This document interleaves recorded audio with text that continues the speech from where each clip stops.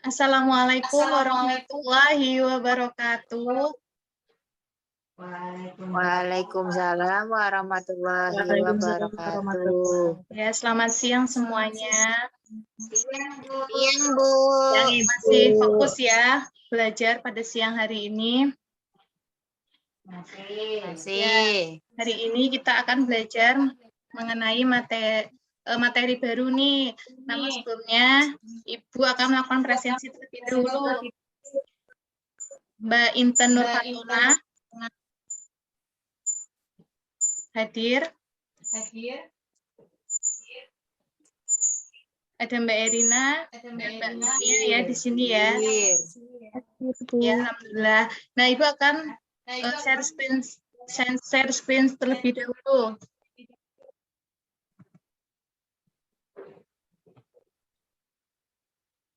Terlihat materi kita? Terlihat, Bu. Ya, sebentar. Kurang muncul ya. Sedang lagi.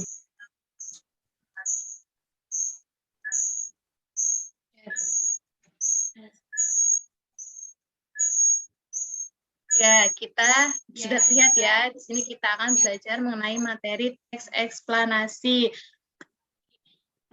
Masih ada yang asing? Teks eksplanasi itu apa? Bu, di saya belum kelihatan, Bu. Oh, ya. Ya, sudah, Bu. Sudah ya.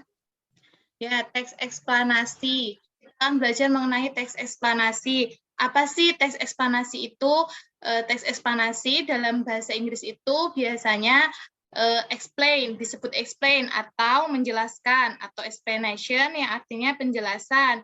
Nah, jika dalam bahasa Indonesia sendiri, teks eksplanasi itu berarti menjelaskan suatu kejadian atau fenomena. Nah, di sini ada terlihat ya gambar fenomena alam.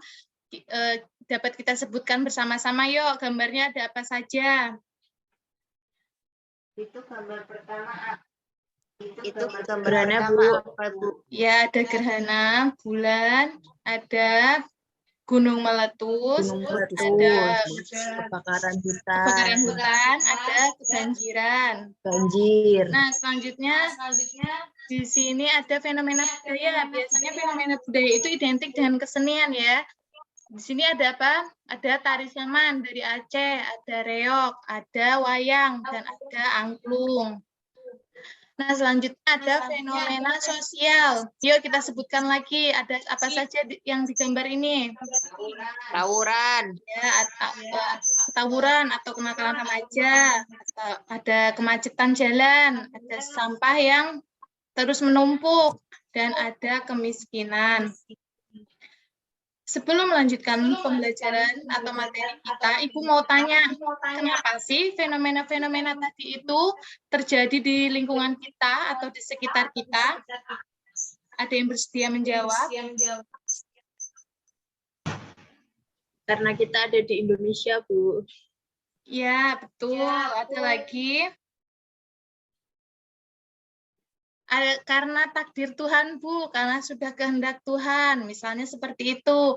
Ya, namun fenomena-fenomena tadi itu tidak semata-mata hanya kehendak Tuhan, tentunya ada sebab dan akibat di situ. Seperti Quran surah, seperti yang sudah dijelaskan dalam Quran surah Ar-Rum ayat 41 yang berbunyi, Doharal fasadu fil bahri bima kasabat aydin nasi liyudhiqahum ba'dalladzi amilu la'allahum yarji'un, yang artinya telah nampak kerusakan di darat dan di laut disebabkan oleh perbuatan tangan manusia, supaya Allah merasakan kepada mereka sebagian dari akibat perbuatan mereka agar mereka kembali ke jalan yang benar. Nah, di ayat ini sudah dijelaskan bahwa kerusakan yang ada di darat maupun di laut itu sebenarnya perbuatan dari tangan manusia itu sendiri, dan Allah berikan akibat atau peringatan supaya apa?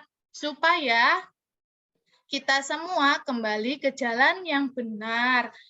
Dan sebagai umat manusia, sebagai hamba Allah, kita sudah dilarang untuk melakukan kerusakan tersebut di muka bumi ini, seperti yang dijelaskan pada Quran Surah Al-A'raf ayat 56 yang berbunyi wala tufsidu fil ardi ba'da islahiha wad'uhu khaufa wa tama'a inna rahmatallahi qaribam minal musinin. Ya, artinya janganlah, di sini kalimat perintah ya, kamu berbuat kerusakan di bumi setelah diciptakan dengan baik, berdoalah kepadanya dengan rasa takut dan penuh harap. Sesungguhnya rahmat Allah sangat dekat dengan orang yang berbuat kebaikan. Kita sudah dilarang untuk berbuat kerusakan di muka bumi yang sudah sedemikian sempurna diciptakan oleh Allah Subhanahu wa Ta'ala. Nah, di sini perlu digarisbawahi ada sebab dan akibat. Nah, kita lanjutkan materinya. Kompetensi dasar kita hari ini yaitu untuk menelaah teks eksplanasi berupa paparan kejadian suatu fenomena yang diperdengarkan atau dibaca. Tujuannya apa? Agar kalian dapat mengidentifikasi struktur teks eksplanasi dan memahami kaidah kebahasaan teks eksplanasi. Pengertian teks eksplanasi tadi ya, jadi teks eksplanasi itu merupakan teks yang menjelaskan tentang proses terjadinya atau sebab akibat terbentuknya suatu fenomena alam, budaya, sosial, maupun lainnya. Dan perlu kita ketahui, fenomena-fenomena ini tadi tidak melulu tentang fenomena negatif, seperti kenakalan remaja, kebanjiran, dan lain sebagainya, tapi ada fenomena yang positif. Serta apa sih tujuan kita belajar teks eksplanasi dalam kehidupan sehari-hari? Ada yang tahu? Saya, Ibu. Ya, apa sih tujuan kita? Tadi kan sudah ini ya diberi gambaran ya, kita belajar teks eksplanasi itu untuk apa dan kira-kira manfaatnya dalam kehidupan sehari-hari itu apa sih? Jadi manfaatnya dalam kehidupan sehari-hari agar kita tahu fenomena-fenomena tersebut itu bagaimana terjadinya, gitu Ibu. Ya, betul Mbak Yunia. Jadi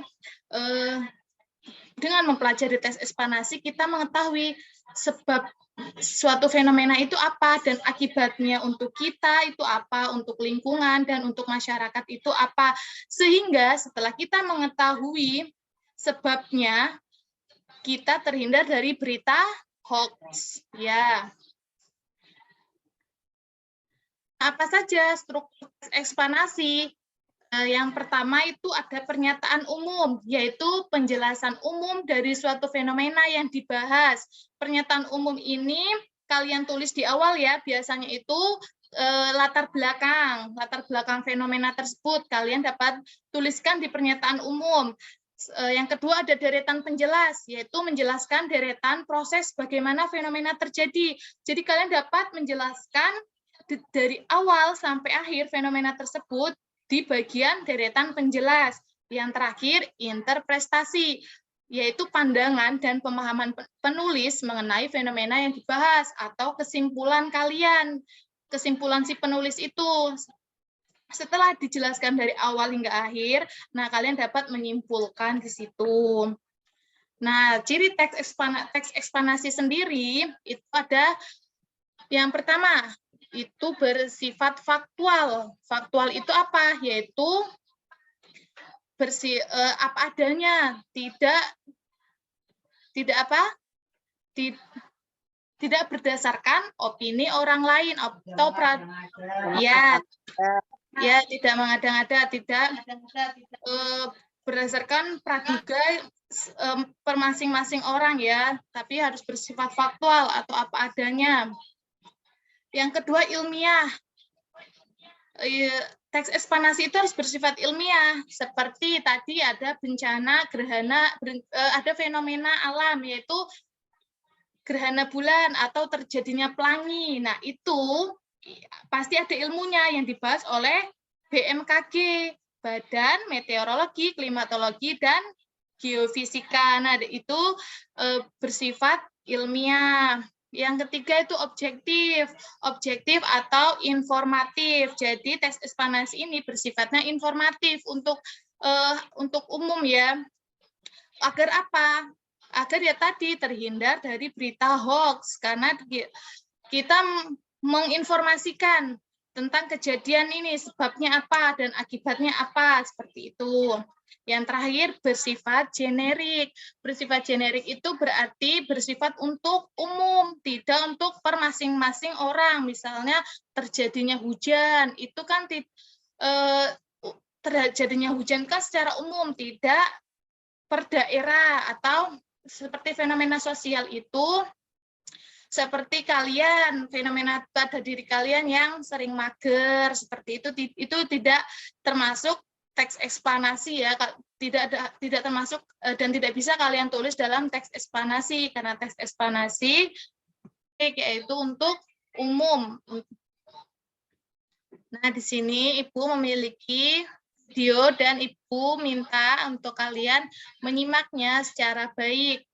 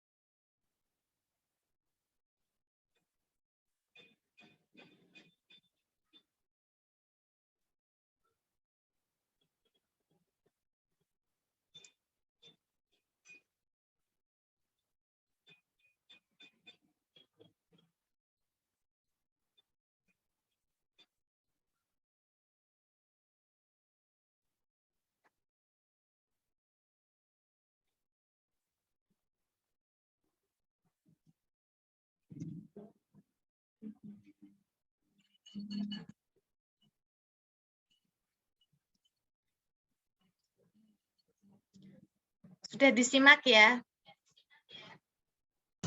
Sudah, Ibu. Ya, Mbak Intan, Mbak Erin, itu tadi videonya tentang apa sih? Tentang pergeseran tanah, sosial juga ada, Bu. Ya, tadi video tadi itu menjelaskan tentang fenomena alam, yaitu gempa bumi. Nah, setelah kita menyimak bersama-sama video tersebut, Ibu mau meminta kalian untuk membuat struktur teks eksplanasinya yang sudah Ibu jelaskan tadi. Ada pernyataan umum, ada deretan penjelas, dan ada interpretasi. Nah, kalian dapat membuatnya sesuai urutan, sesuai dengan video yang kalian simak. Dapat dibuat terlebih dahulu.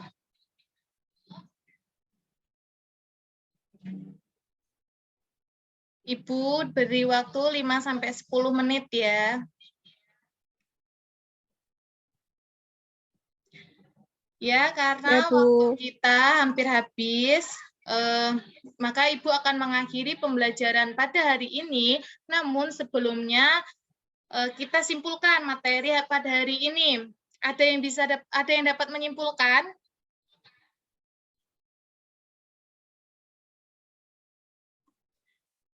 Ya, jika tidak ada, kita simpulkan bersama-sama saja. Tadi teks eksplanasi itu apa sih,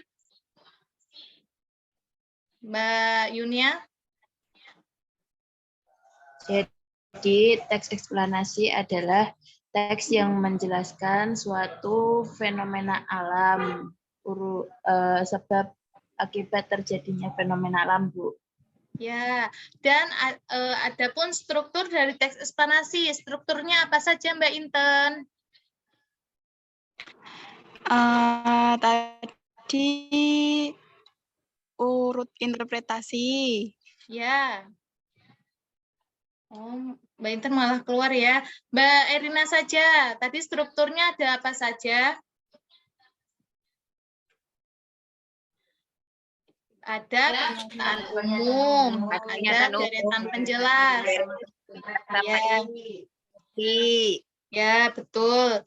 Nah, ciri teks eksplanasi sendiri itu yang pertama bersifat aktual atau apa adanya, ada bersifat ilmiah, bersifat objektif, dan bersifat generik.